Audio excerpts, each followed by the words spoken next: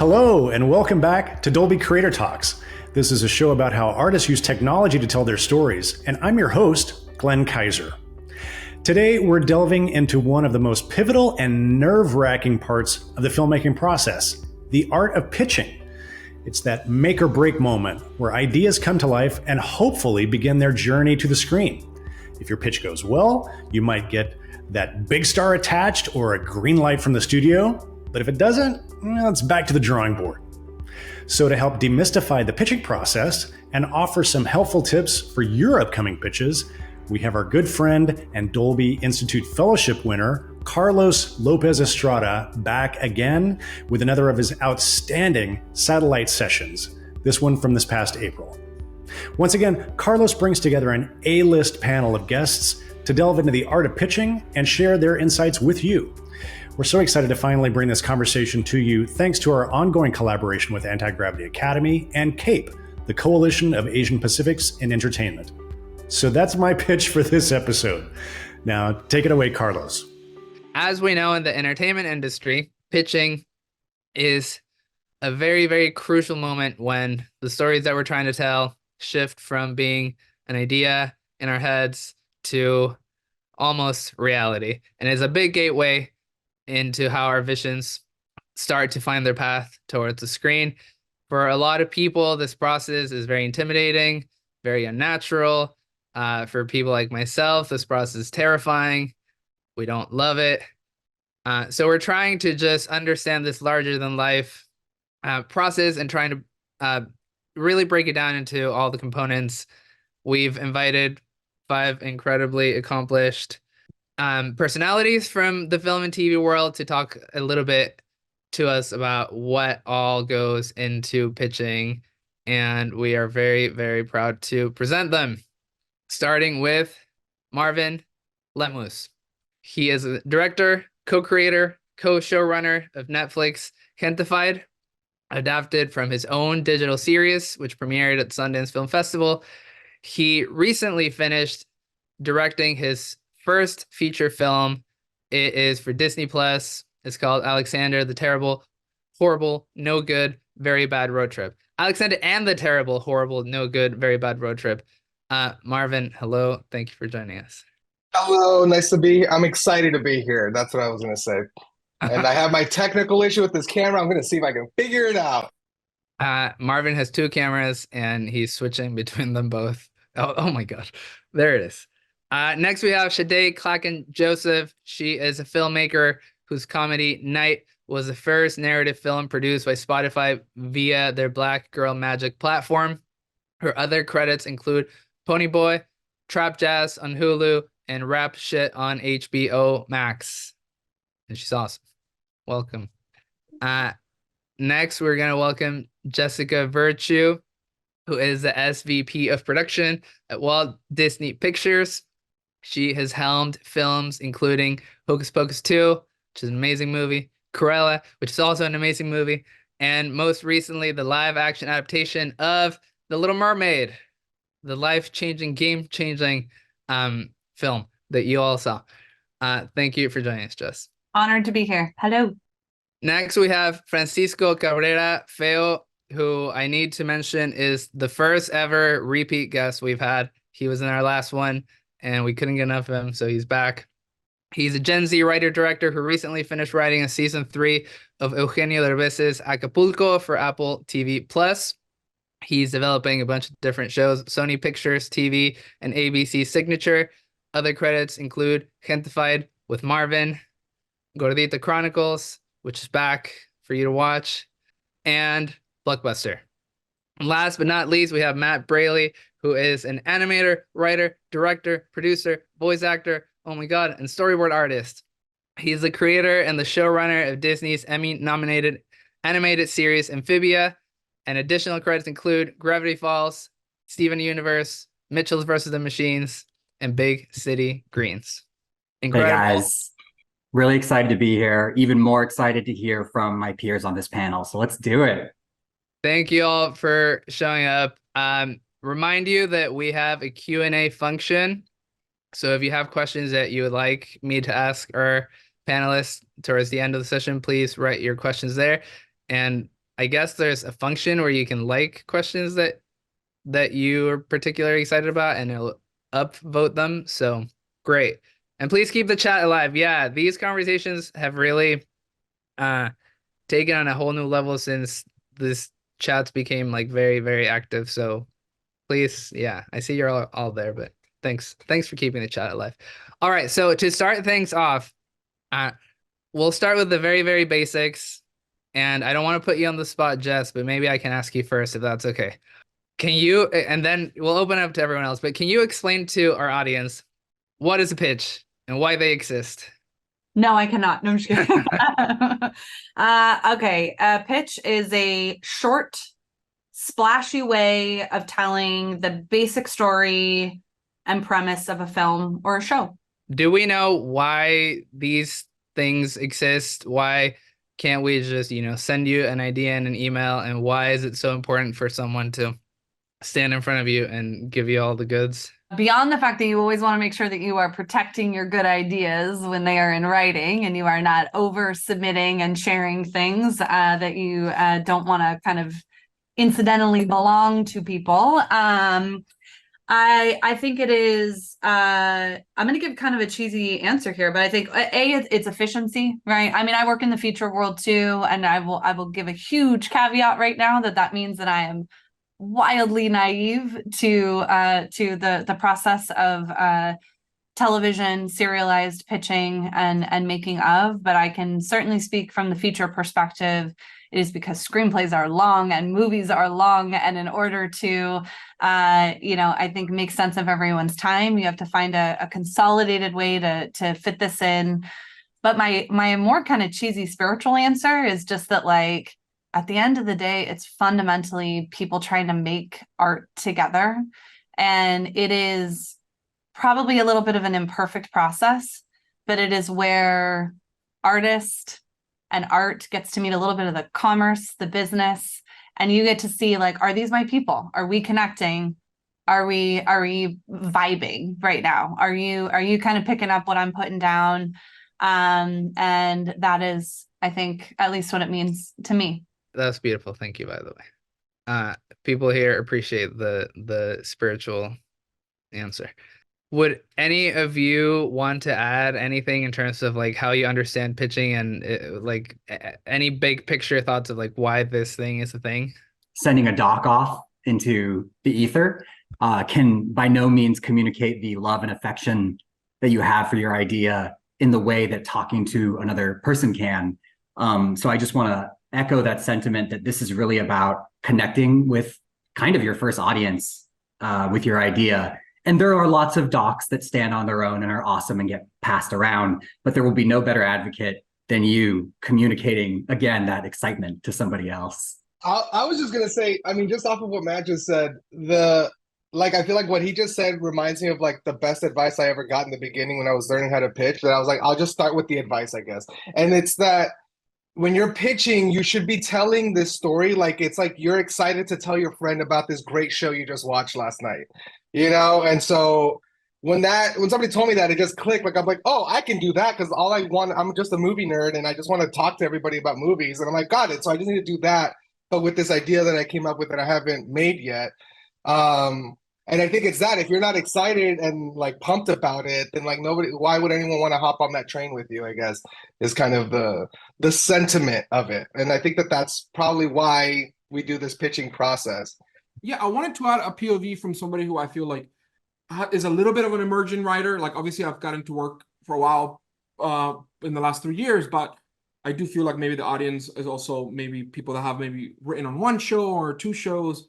Pitching for me has looked, in my level at least, starting with a general meeting with like a junior exec, and you're just like sharing a log line, talking about yourself, telling you why you love it, and them hearing that log line and being like, oh, I'd love to like read something. Like I'd love to like maybe, and then you do send in like maybe a one pager, right? It's not a lot of work. You're not doing the whole pitch, but maybe you send the one pager and then they bring you in again and you have another conversation about it. And you basically start to grow fans. And you basically start to have this kind of junior exec that's talking to their boss being like, I just met Fran or I just met Carlos and he has this really great idea.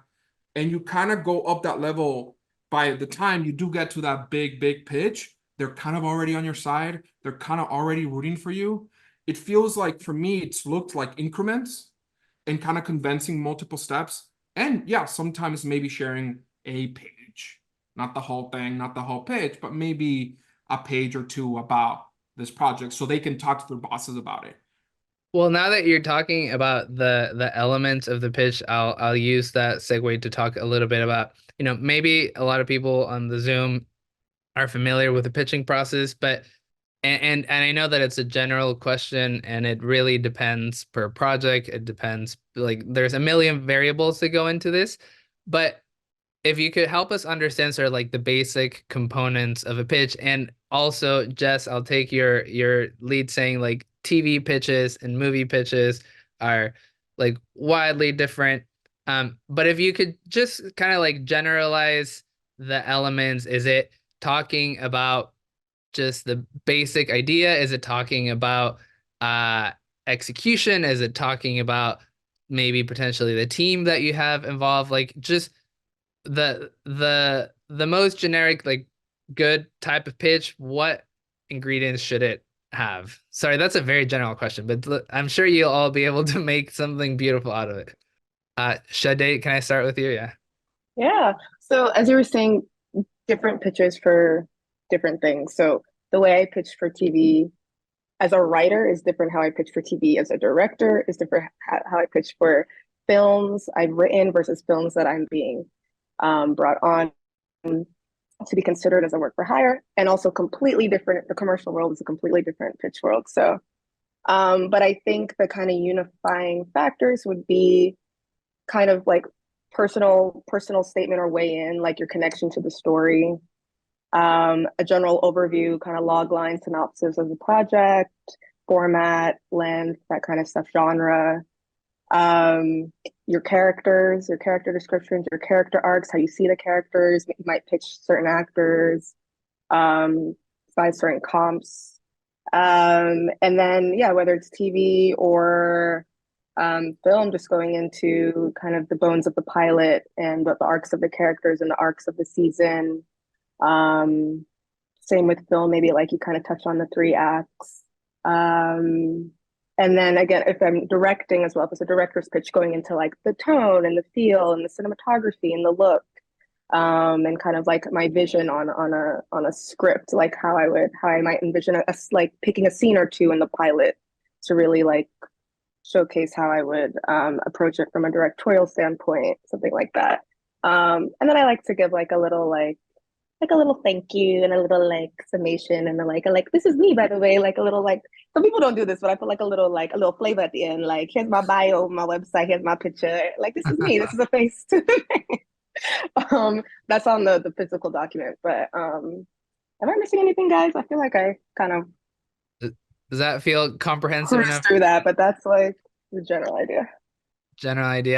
Well, here's a question that immediately comes to mind, because if you're already kind of like getting into the industry and you have friends who can show you the way and show you a pitch and say it's kind of like this, but you make it your own, it becomes maybe a little bit easier to go about the process. But for people who are maybe not as familiar with it and may not have the connections or like the bridges into the industry, is there any way where one can learn the components of a pitch? Like, what is there? I mean, I'm sure there's things online, but I don't know if any of you have any thoughts, ideas, or maybe like tips in terms of like how to become like a little bit more deeply acquainted with the ins and outs of a pitch.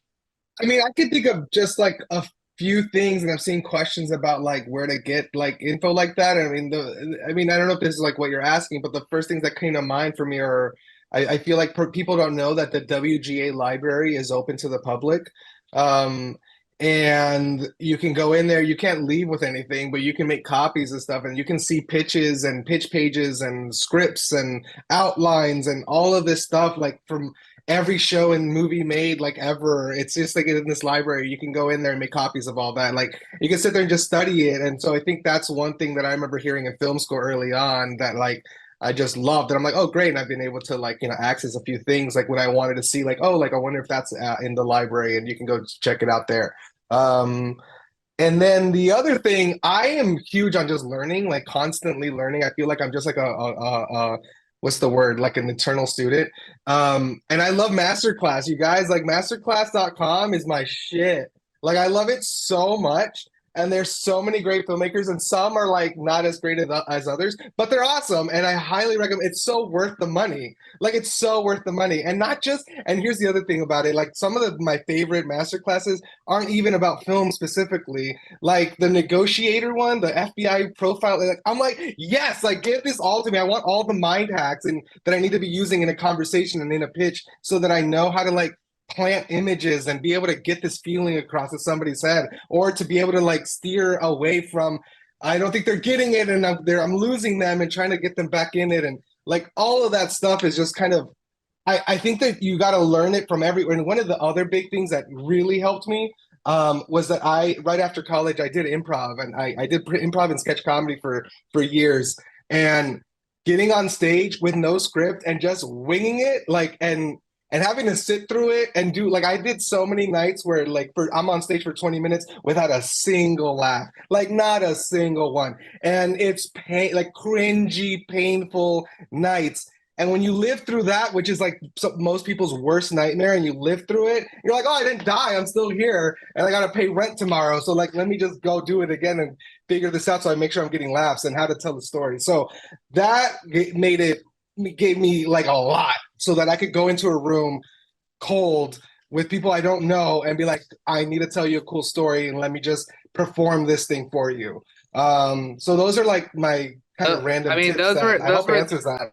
Those were three incredible tips. And just for people who don't know a lot about the WGA, it like the library is what do you actually need in order to access the library? Is it free, open? Do you have to just be a member?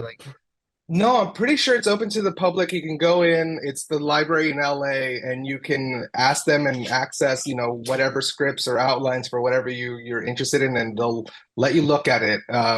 They have like photocopies of like the original like outlines of Star Wars with notes in the margin from Lucas. Like people submit their scripts afterwards, and they have all this great stuff that you can check out. But I haven't been in a very long time, so I don't know if I'm giving you old news and maybe they have closed it to the public, but I'm pretty sure it's still open. Yeah, I just want to thank Marvin for reminding me I have a masterclass subscription I have not been using. Thank you for the reminder. I do have like a really specific so I come from TV animation is where I got my start. And then I transitioned into feature. I'm working in feature right now. But actually in TV animation, there was a little bit of a formula with some of our pitch books that is worth kind of mentioning, which is that they're very character heavy. I don't know how the rest of you feel, but really you can't go wrong if you're starting with the characters, because all of these shows and movies, they're about people and they're about relationships. So for us in TV animation, your ordinary pitch book would normally be cover page that has the log line, maybe an illustration. Then right away you get into your lead characters and their relationships. And then after that, there's a couple pages of, incidental characters, then maybe some sample episodes, like you've written 10 fake episodes, sort of just little paragraph synopsises, just so that the person reading this can get a taste of like, oh, what would your show look like in practice? And then maybe at the end you would have sort of, here's my vision for the entire season arc for this character or something. But yeah, you really can't go wrong starting with the people who are at the forefront of this story.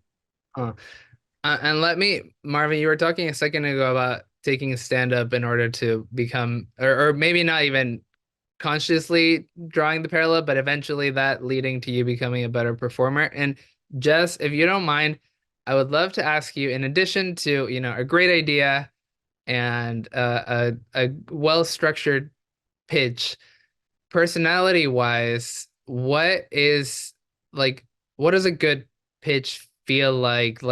Because I think that people feel like you have to really put yourself out there and become a salesperson. But are there any traits that you're particularly excited by when you're like, hey, he's a filmmaker who is definitely a presence that I'm drawn to, or that feels like they are confident but friendly? But yeah, I don't know. I'll if you have those off the top of your mind.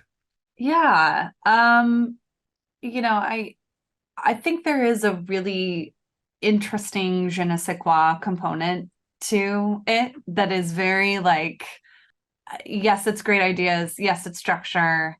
And then there also is, like we kind of talked about earlier, there is like a vibe. There's like a, do I feel like we're kind of finishing each other's sentences? Are you seeing this the way that I'm seeing it? Because I mean, especially in the movie world, although I think this is also true in television, like you're signing up for years together. And so you're like, okay.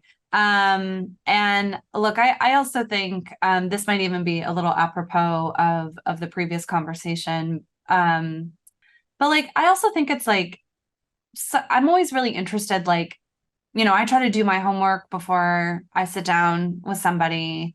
Do I feel like this person also like took time to like think about the room that they're in, the person that they're with? I'm not saying that you need to like Google every detail about them, but like, are you just like an interview, quite frankly? Like it's weird because it's storytelling meeting an interview. And so if you are going to be doing a great interview, what would be the things that you would do to still be your authentic self? Totally, but show the best version of yourself. And then also, I don't know, I would just try to remember that most of the people you're talking to are all nerds for this stuff, and a lot of us are not actually built extroverts. Some of us have to do a lot of pretending that they are, but at the end of the day, they really just like also love this. And so you probably have a lot more in common than you realize. And I think, it can always be a little vulnerable, but put yourself, your heart forward and your passion forward.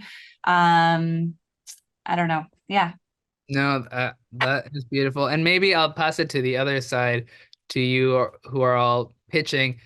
But for, some of you may be natural extroverts who are just like great in front of people and love to, command a room. But speaking from personal experience, for the people who aren't, and the people who are, a little bit more shy and a little bit not super comfortable being the center of attention, other than taking stand-up classes or doing stand-up, what other ways do you feel like, or how did you all get good and comfortable doing the thing? I don't know if I'll ever be comfortable doing the thing.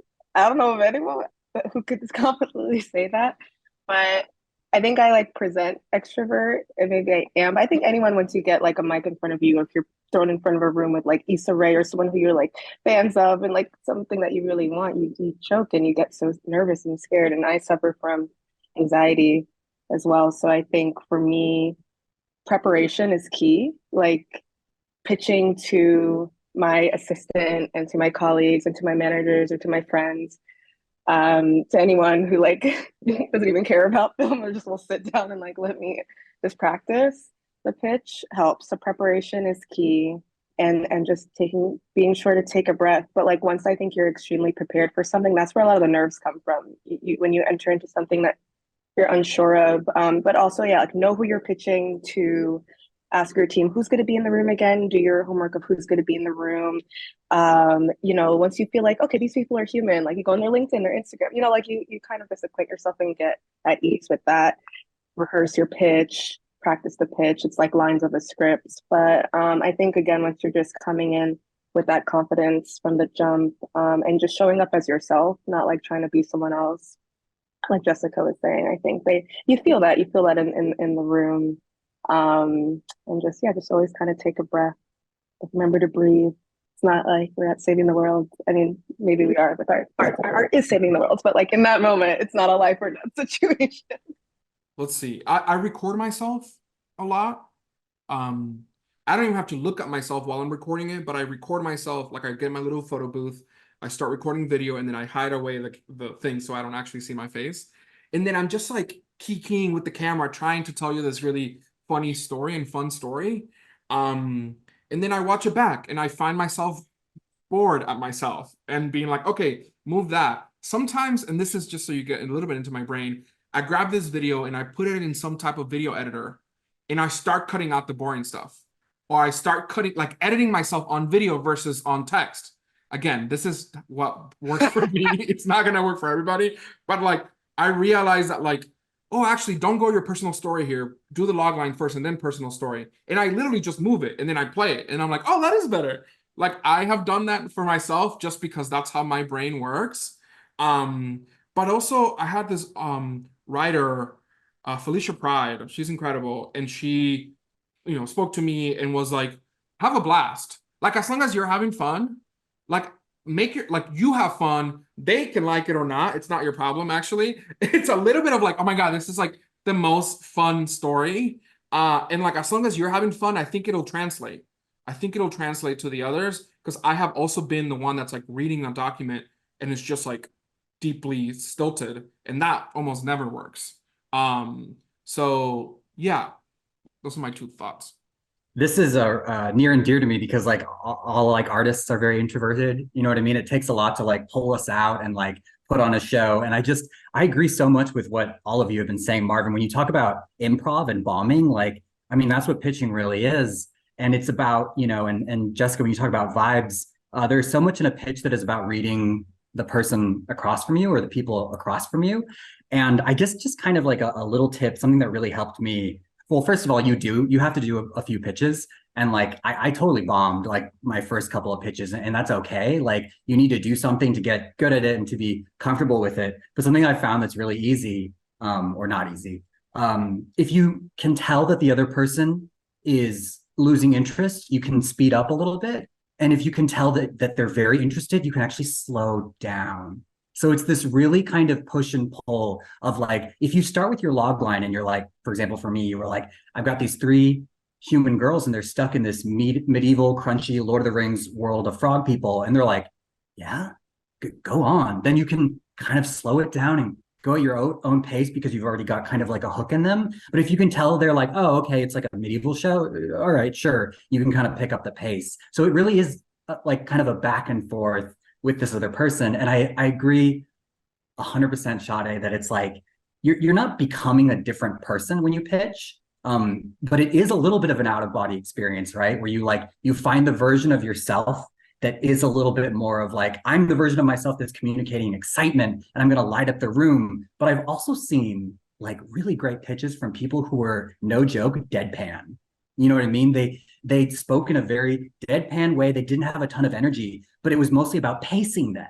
So there's a lot you can do just how you pace your pitch that can make it like really exciting, regardless of like your volume. You know what I mean? Like you don't necessarily just need to be yelling everything either. You're all giving such good gold mines of information. When you were talking about setbacks and rejection, both you, Matt, and Sadé, I was thinking a little bit about, well, maybe we'll start with a question for you all. And this is not meant to be discouraging, but this is just meant to show that you do need to build a thick skin.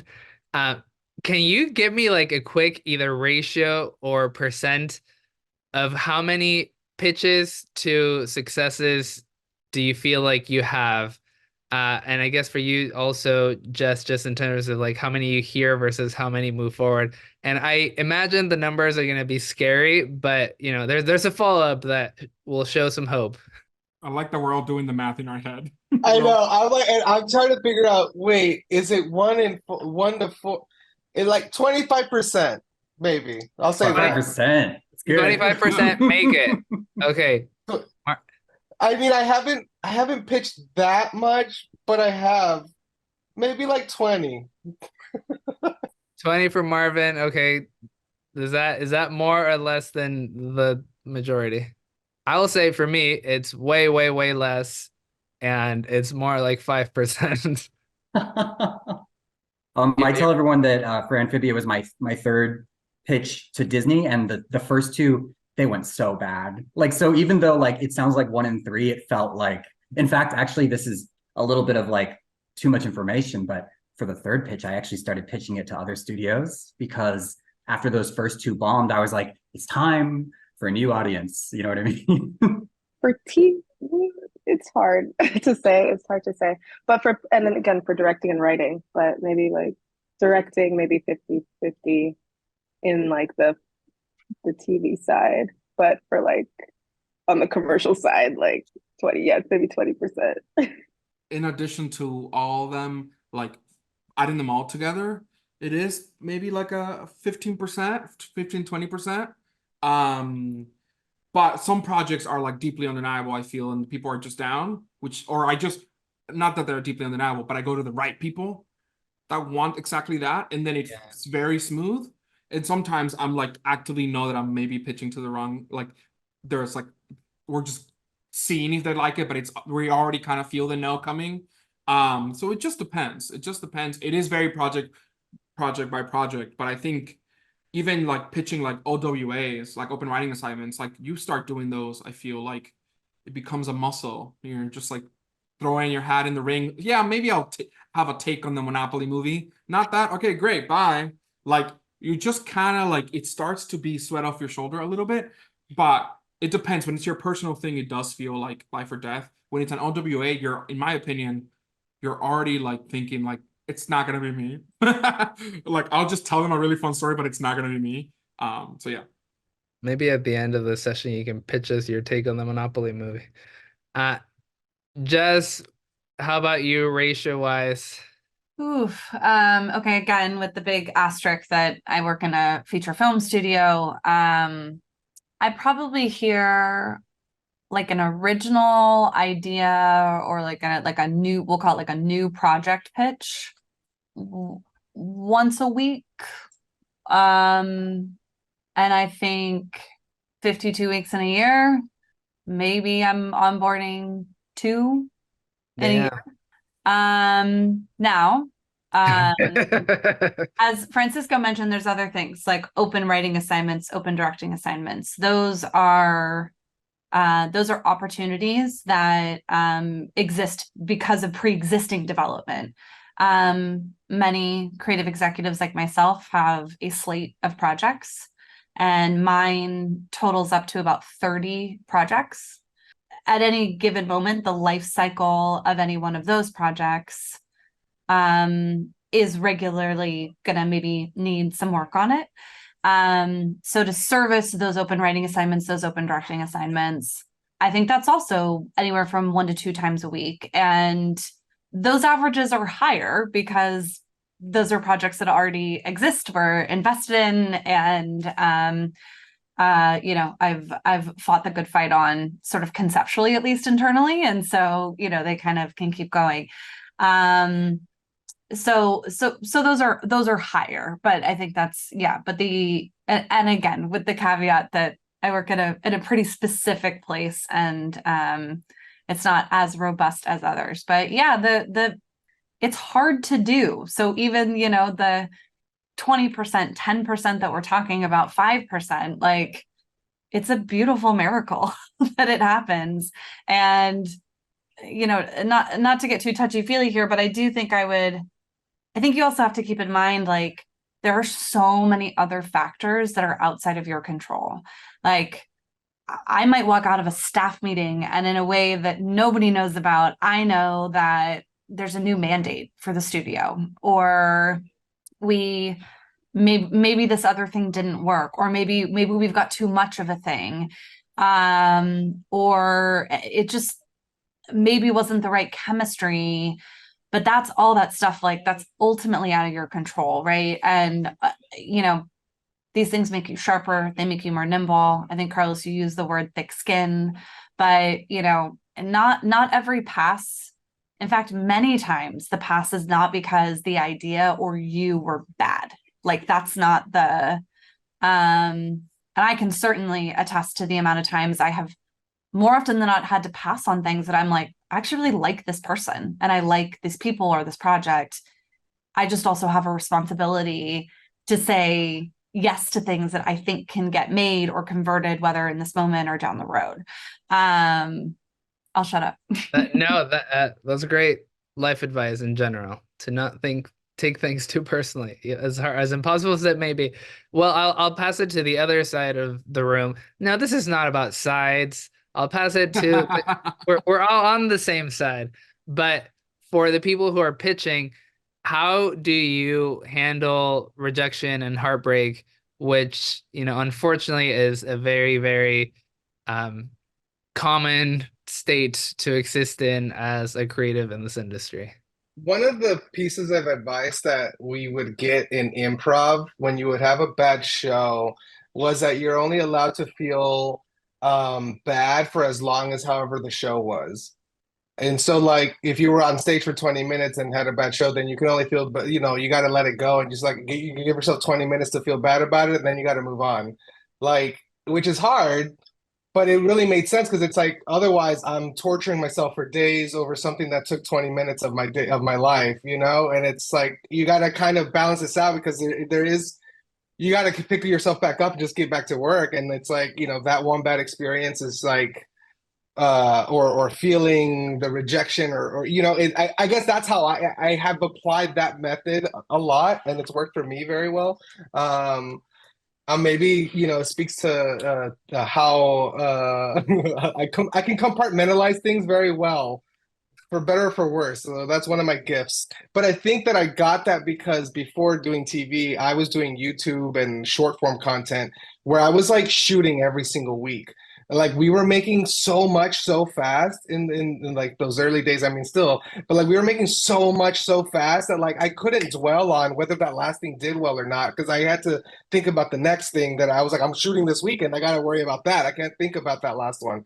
And it taught me to let go of the idea being so precious because it really, I showed myself through my body of work that like, yo, this motherfucker's got ideas for days. Like that one didn't hit, don't worry, the next one. Like, don't worry, the next one, like, cause I got more. Like I'm not gonna hang on to that one. I was like, okay, that one didn't hit. Like, pero let's just get to work on the next thing. So I don't know, that's just kind of how I've applied my thinking to all of this. But I'm interested to hear how everybody else deals with it. And drinking. Yes, drinking. That first, absolutely. You know, I've gotten, I feel like a lot of rejections through my pitching, and sometimes you only need like one yes, right? Like sometimes it's like a bunch of no's, like your no's, you're one step closer to that yes. Which sometimes I look at it like that. But also, and I think what Jess was saying was like sometimes it's not the right project for the right company or for the right producer. I remember pitching something to this producer, and you know, it just didn't fit what the company was looking for at that time. And the moment that producer left that production company and went to a different production company, I was the first call. They're like, hey, is that project still available? And I'm like, yes. And then that became like that production company had a studio, and it became kind of like really amazing. But this producer rejected me maybe in when they were at this production company, but the moment that they were able to go somewhere else, it became their number one project. So sometimes shows kind of find a second life, and sometimes it's just the right project, the wrong match. So I've seen it like that, and I've definitely wanted to give up on that project multiple times until this producer was like, I do believe in this. It just wasn't the right time. Now it is. I do the Lady Gaga method. It only takes one. You can go 99 people, but it only takes that one. But yeah, I have that philosophy too. I don't really drink that much, only mezcal, but I definitely will smoke a J, smoke it out. But I think being an overachieving child of immigrants from day one, rejection is something that's always going to be something I struggle with. Imposter syndrome as a woman of color in this director in this industry is always going to be something I struggle with. And I have dealt with like really heavy rejection, and things have led, even if, you know, things have led to another project. Even though I rocked the pitch and I didn't get it, that company has come back to me for something else down the road.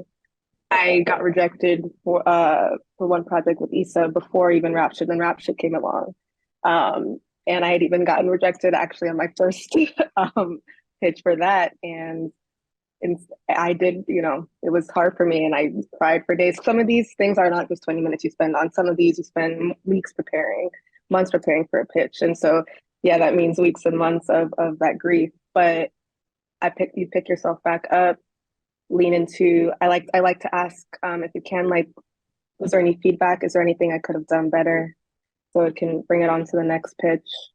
Sometimes I even got a second chance at a pitch by reaching out to my community and not giving up. And like, you know, I think I could have done this better, and I did get the job after that. So I think it's kind of not, just not losing faith in yourself, not letting it attaching your self-worth to these pitches so much. And just like Jessica said, a lot of the times there's these things called mandates, and like they couldn't even take your fire ass show anyway because there's a mandate. You're like, wait, what's that? Like, so it has nothing to even do with you. So a lot of times you just have to remember it's not you. It's not, your worth as a person or an artist. It just wasn't the right fit. And the right thing will come along with the right people.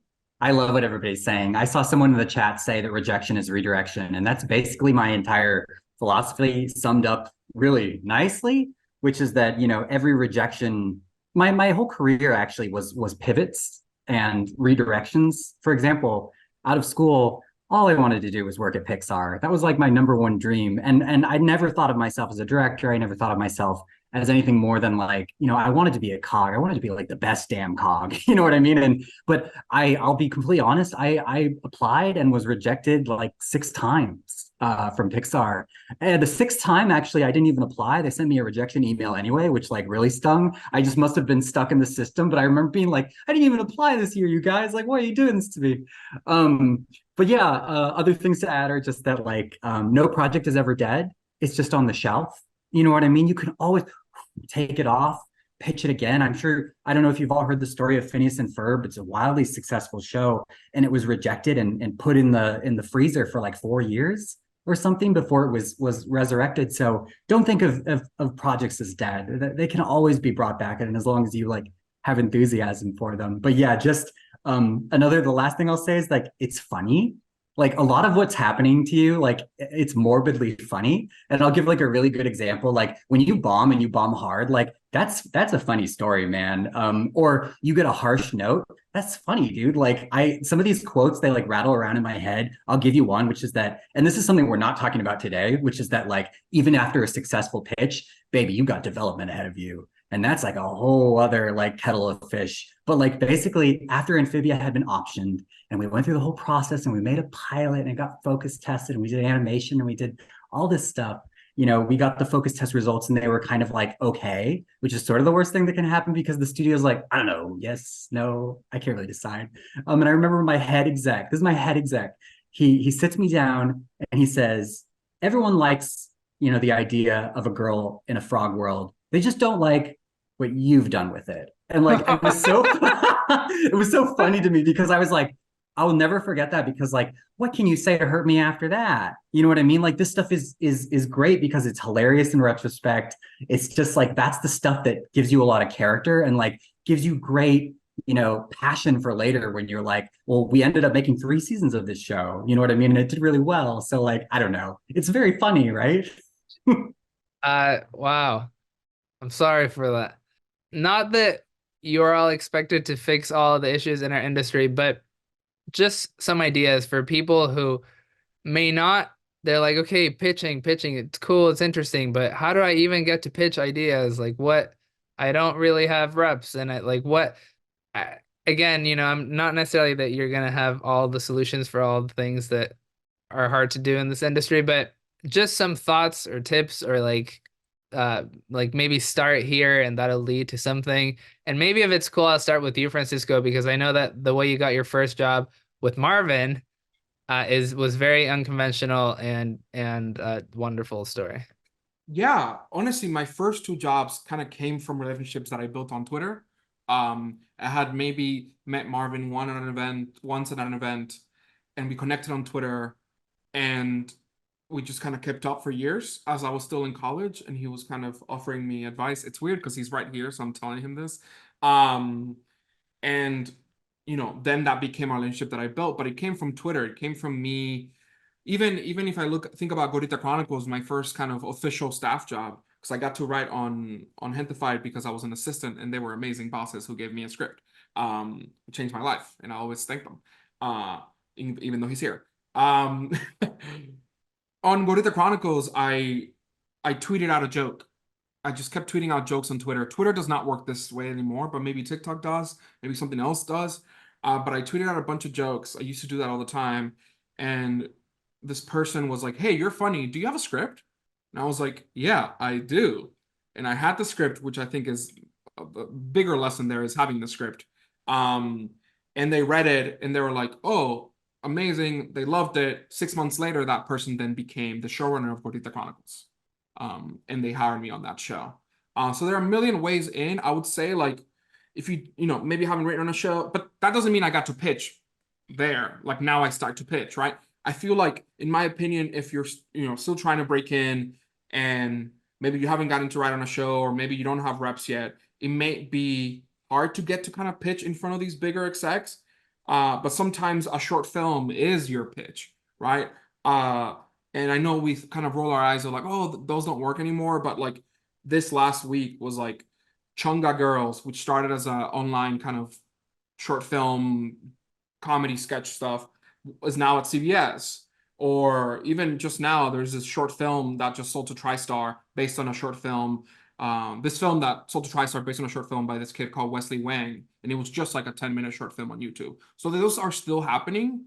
So maybe you're not going to get to, they're not going to open the doors of Sony or Disney to be like, come in and pitch, even though you don't have any of the credits.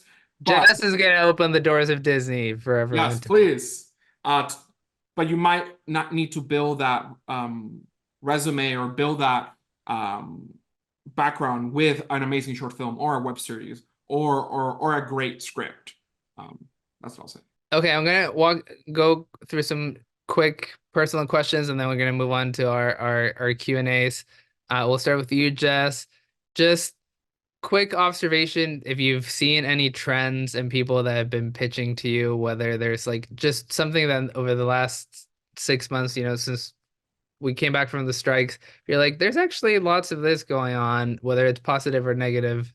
I guess I'll start maybe with some of the negative or maybe bad habits, which I think we're all complicit in, but just some of the things that I've been observing or at least trying to reflect on recently.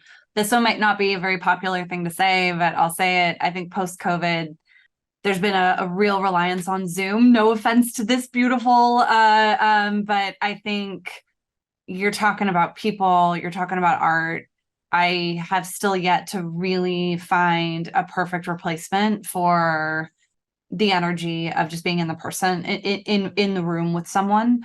I think, interestingly enough, it's we've all been there. I think even in our own relationships, like misunderstandings over text, email, it's so easy. But the ability, I think, to navigate even conflict, creative conflict, which is natural and should happen and refines work, but it is somehow always worse in a digital setting than it is when you're in person. So we don't always have the choice, right? And there's also a beautiful amount of freedom and opportunity and accessibility that has come from the Zoom platform. So it's not at all to say don't do it. But if you've got the option, or if it's presented to you, it's available to you, and it's something that you can do, you can afford to do, I would just encourage in time, like in real time, like try to be in person and connect on that level. Because I'm just seeing a little bit of an over-reliance on the thing, and people are distracted, and it matters. I think I've also kind of noticed a little bit of like, sometimes it's interesting because we were talking about it in an earlier part, but try to like Sadé, actually, I think you brought this up, it was smart, but like whether it's with your teams or someone's making an introduction for you, seek out more context and like, what room are you going into? What's the context of that room? Who's the person that you're meeting with? Not only is it respectful, but I also think like things are changing all the time across town. And I just think the more perspective you can get before you sit down with somebody, their body of work, what they're working on recently, even if you're reading stuff in the news, like whatever it is, but do even yourself the favor, because you will just be better prepared and a better collaborator, I think, as you get to meet that person in that moment. They should also show you that respect. And I don't know that always happens, but that is, I think, important. I think a thing I would encourage that I think is exciting and I'm seeing more of, and I just sort of want to like shout it from the rooftops, because I believe it's a space that it's a kind of confidence that has belonged to a certain segment of our society for a long time. But take the shot, do the pitch, like even if you're nervous, even if you don't think you're going in best foot forward, the amount of times I can tell you, I sit on the receiving end of it. People walk into my office and are not prepared, and they do it anyway because they're just full of the confidence that they deserve to be there. And I would just say, of course you want to be best foot forward. Of course you don't want to do that. Be the best you can be. But don't, I would say take the shot, because even if maybe it doesn't work out, as Sadé was saying, it might lead to the next meeting, the next conversation, the next connection. And there's going to be a lot of people who try to tell you have to be like XYZ in order to get in the room. And you're going to hear no more often than you hear yes. So when you get those shots, I would just say, like, I don't know, maybe take them, because you'd be amazed how often like that is the difference on like literally why someone got the job, is because they showed up. That's yeah. Wow. I think that's how I met you. I gave you a not so great pitch and now we're friends. Marvin, it was a great pitch. I loved it. Because we vibed. Thank you. Marvin, what was it like to pitch yourself to direct something that was just written versus something that you've created? Just like, in a nutshell, how did you put that pitch together? We talked about writing assignments, so this is like a directing assignment. Yeah, for the directing, well, I think I still try to approach it from a very similar place. And what I mean by that, I think what we haven't talked about is this element in just all pitches of like, yes, you got to make sure you got good story and your pitch is prepped, but then I guess this is something I learned with Gentefied, is that I got to come in and I got to pitch you not just me, but me as, why am I the perfect person for this? Why am I the only person that can tell this story? Like, why am I the only person that should be telling this story? Like, I need to present myself, someone with Gentefied, especially because Linda and I had never done anything in TV. I'd never worked in TV before. I was always, I was doing all this YouTube stuff. And then I'm going and pitching my first TV show. And we put so much into it that was just so clear, that was such a personal, we were like bleeding on the page. Like, we were just putting all this stuff that's like, oh, only these two could write this show. Like, it's not something that I can take this idea, which happens all the time. You'll buy the idea and then down the line, some new writer, somebody else takes it over and you're not even on it anymore.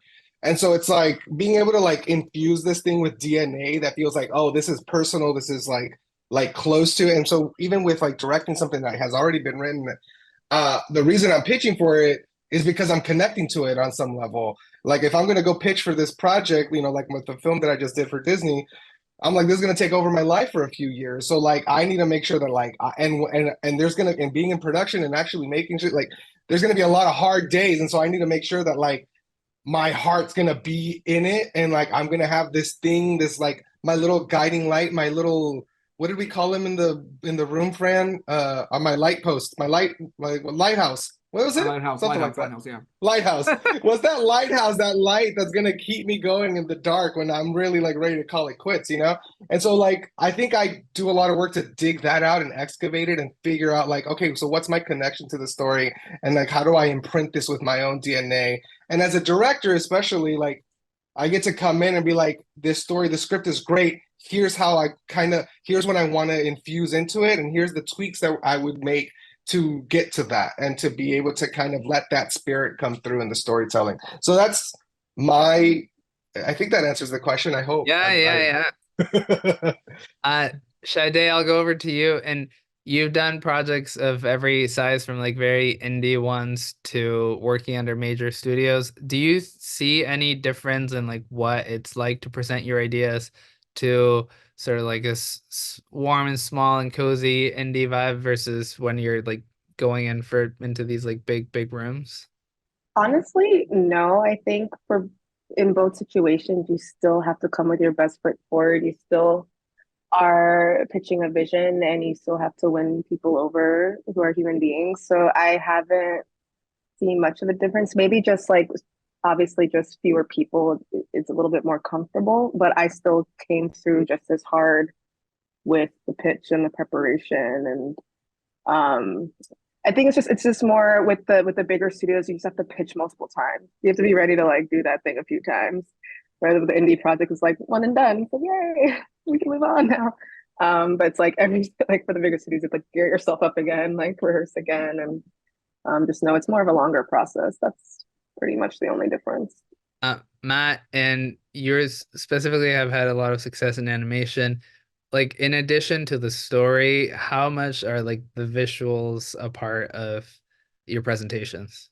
So it's really good to come in with a strong vision for what you want your project to look like. And if you've got a pitch for a TV studio or even feature, you should probably have it mentioned in your pitch, like, this is an 11-minute hand-drawn 2D show. This is a 22-minute CG show. This is a CG feature. You know what I mean? Like, you do want to come with that stuff already figured out. If you come with like too little of like, it could be anything, baby, like they'll be like, this person doesn't really know what they're doing. But since like we're all like animation people, folks tend to be very, very visual, and we tend to love to draw, and we fill our pitch Bibles with all kinds of drawings, and we have very specific vision in our head. I would just suggest that, like, know which of those things are actually important to your project and which are very malleable. For example, we love to get hung up on details like the way hands are drawn or the specific hat a character is wearing. But actually what's more important is like your character's personality, because it's like based on the story that you're telling. For example, in our show, we had a protagonist who was a little bit of an unlikable protagonist. She was a little bit of a brat, so that in the season she would have a place to grow. But her outfit didn't matter that much. You know what I mean? So it was really important for me to learn in the process, like, don't die on the hill of like what kind of hat the character has. Die on the hill of like who this character is.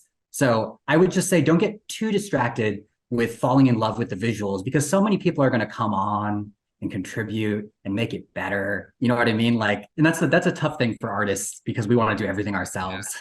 Francisco, we're going to end with you. And if you can tell us a little bit, you are developing shows specifically for Sony and ABC Signature. Can you tell us a little bit what that is like, and what's the process of pitching when you already have a deal at a studio? I'll clarify. I don't have like an overall deal with the studio. Yeah. It was basically a blind script deal, which is almost like a commitment from a studio being like, listen, we like you, we like your ideas, we just have to find something, but like, we'll give you the contract already. So that's kind of at Sony, which is a project that it basically becomes kind of a little bit of a writer's room. You're just coming in and you're like, what about this? Not that? Okay, great. What about this? It kind of becomes like a numbers game, or maybe you find a project from their IP and you're like, oh, actually this movie from like the 80s like would make a great show. Or you find a book that you really love and you're like, hey, would you be down to like option this with me and write it with them? So that's kind of on the blind script deal approach. It's a really interesting thing. Sometimes it's a moving target, right? Sometimes, you're pitching somebody who really loves it, and then that person doesn't have that job anymore the next day. And you're like, okay, gotta convince them again. And they might not like horror. So, okay, we'll give them something else, a rom-com. And then you kind of try that. So that's on the blind script deal side. It's a very specific experience, but I do think it helps you ideate, which is the same thing you do in writers' rooms. It's just like pitching and pitching and pitching until they find something they love, and then you develop it further, or you write the script. On the ABC Signature project, like, I think one of the things, going off of visuals, one of the things that has helped me, and you've gotten an insight into what my brain looks like, is I cut together a sizzle. So I cut together a fake trailer for a show. And that became almost like, before they met me, they watched this really great sizzle, or the pitch included the sizzle at the top. So they're already kind of seen, it has like fake voiceovers. It has like real footage that I shot, and like footage that I shot that is from other movies, that really sets the tone and kind of is a visual log line. And that became something that really helped me bring in a pilot director, bring in the studio, and bring in the pod. It all came from my pitch, but also this sizzle, because my strengths came from maybe visual and editing. And obviously I'll tell you the story, but there are a million ways of doing this. And that was a way that worked when bringing it to ABC. Well, thank you all again. We're going to move on to the last part of our evening, and these are just audience submitted questions. We'll encourage you all to keep your answers brief. Think of it as like a speed round, just so that we can get through as many as possible. Also, feel free to pass if you don't have a great answer. Okay, here we go. Any tips on how to create an amazing pitch deck? What softwares or art do you use to make one? Paulina, what's up, Paulina? Softwares or types of Shot I mean, deck for reference images. shotdeck.com. Shot deck. And I work with a designer now. I used to do them on my own, but if you can afford to hire a designer, you have a graphic designer homie. And also doing some like making some GIFs or moving images, throwing it in there could be fun too. Cool. Marvin, you had something? Wait, do y'all use what's the Keynote? People use Keynote? I use Keynote, yeah. Amazing. Keynote, shot deck. If you don't have an agent, can you pitch? Yes.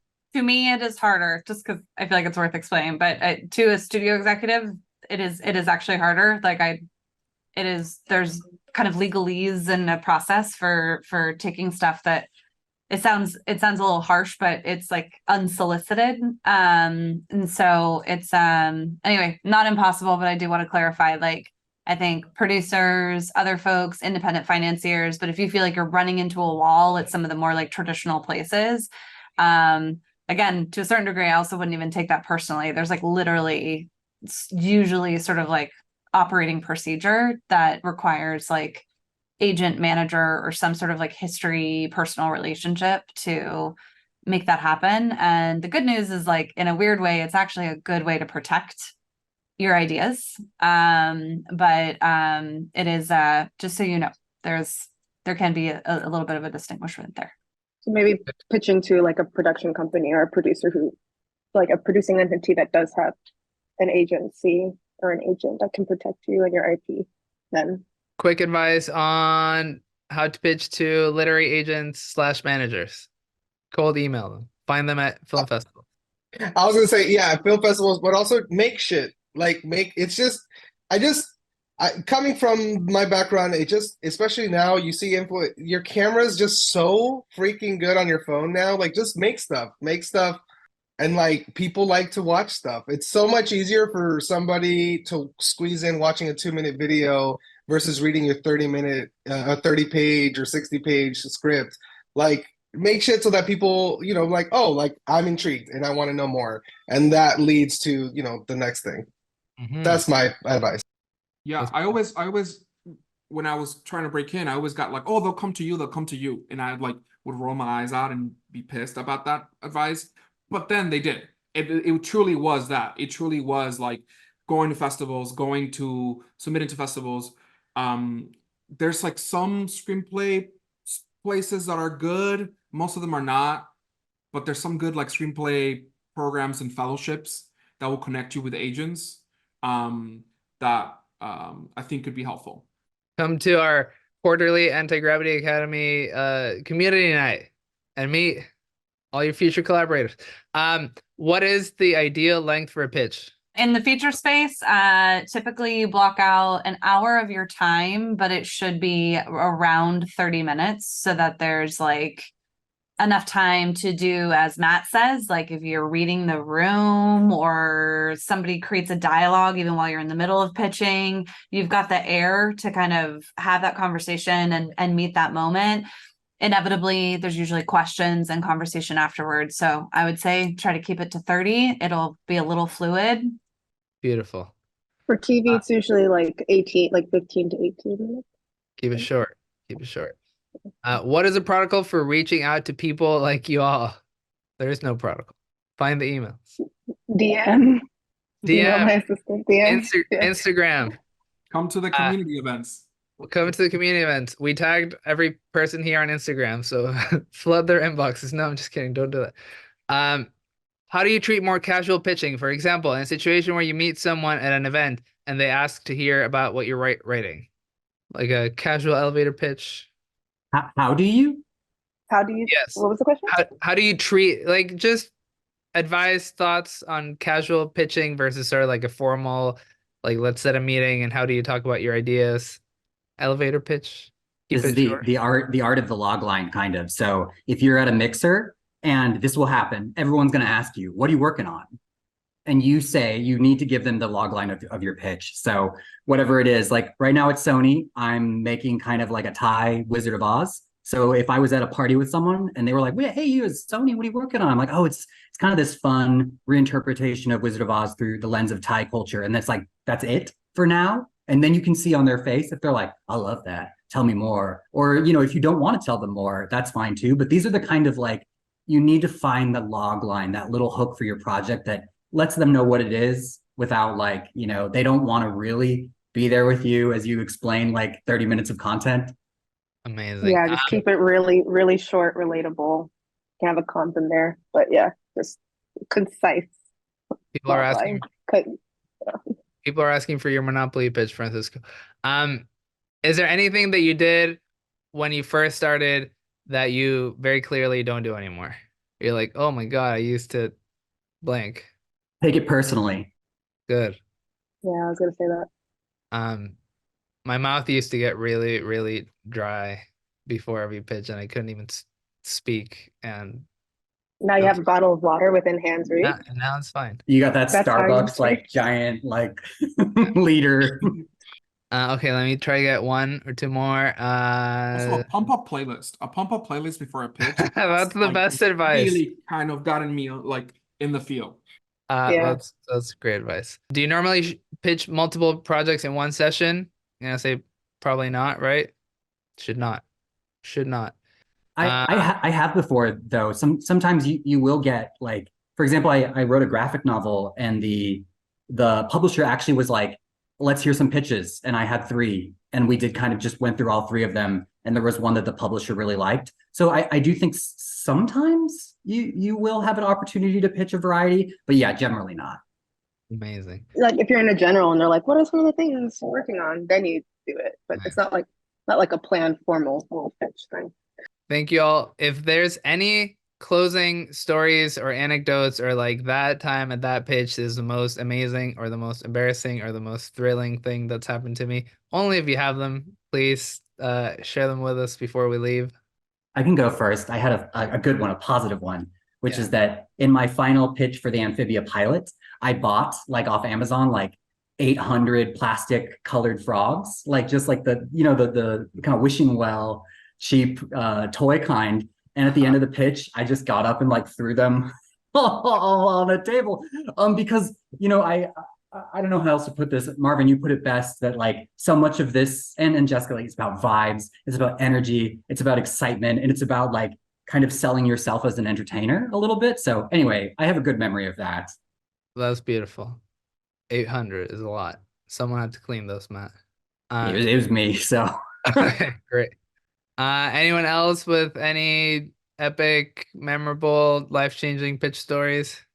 I think maybe sometimes what isn't totally realized is even though it's sort of the assumption is I'm just the suit and I make all the calls, like there's a lot of pitching I also have to do, right? Internally, there's a lot of and also externally, right? When you're trying to get actors, you're trying to put something together too, the way you talk about a movie, the team, the promise of it. And so there I have also been known a couple times to get particularly passionate, and I won't say the name of the project, but I did finally one day we were looking at a camera test and some auditions, and someone I worked for was like, "Jess, are you willing to bet your contract on this?" And I was like, absolutely. And I have no regrets, but anyway, all that to say that we I think there is something really beautiful about finding the teams, the projects, and the people that you're like, all right, are we all going to we all come at this from a different way, but do you feel like you've got the person behind you who's betting their contract on you? Because that's the most exciting part about my job, for sure. That's beautiful. I'm going to tell a story for you, Marvin, but Marvin and I were talking about our project and we were having dinner. We're like, hey, can we have like a general chat about this project? He's like, I'm not going to have a general chat. Just so you know, I'm going to go in there and you think it's going to be a general chat, but I'm going to pitch the shit out of the show. And I was very tickled by just the drive and the enthusiasm. That's my story about Marvin. Okay. Thank you all so much. I don't know if you were keeping tabs on the chat, but people are very thankful to hear all these wonderful words from you all. And I think it's really hard to get this type of advice. So thank you for making time out of your busy schedules to share your knowledge with the world. Thank you to all who showed up.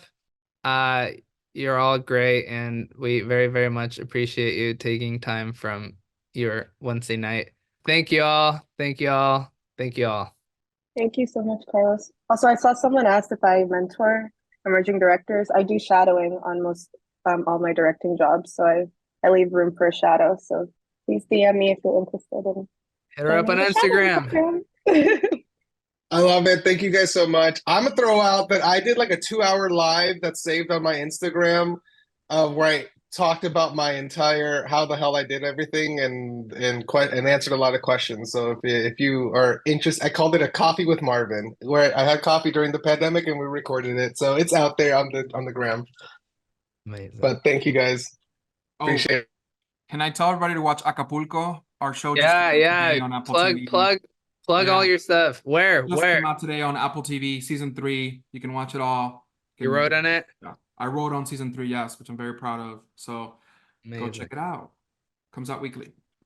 Jess, is there anything you would like to plug? Marvin's movie. I didn't even work on it, so I'm allowed to say it's awesome. When's it coming out? Oh, I don't think I can say yet. Sorry. I'm getting people. I walked in into it. But it's awesome. Marvin did an awesome job. He did a wonderful work. Thanks, Jessica. I haven't met you yet, but it's such a pleasure to meet you. I get to be a fan from afar. That's how you know it's real. This has been a real honor. Thank you all very, very much. Oh, thank you. Okay, yeah, we're gonna leave this open, but please feel free to go enjoy your nights. Thank you. Take care, everyone. Thank you. A huge thank you to Carlos and everyone on today's panel for another insightful conversation on the craft of filmmaking and the art of getting those filmmaking projects off the ground. As I mentioned up top, this episode is part of Anti-Gravity Academy's Satellite Sessions, free monthly conversations with high-level individuals in film and TV to make resources and information available to as many up-and-coming filmmakers as possible. So if that sounds like something you'd be interested in, be sure you are subscribed to Dolby Creator Talks. You can find links to our show on all the major podcasting platforms, including the video version on YouTube, in our show notes. Or you can simply search for Dolby wherever you get your podcasts. And if you're curious to know more about the Dolby Institute, head on over to dolbyinstitute.com.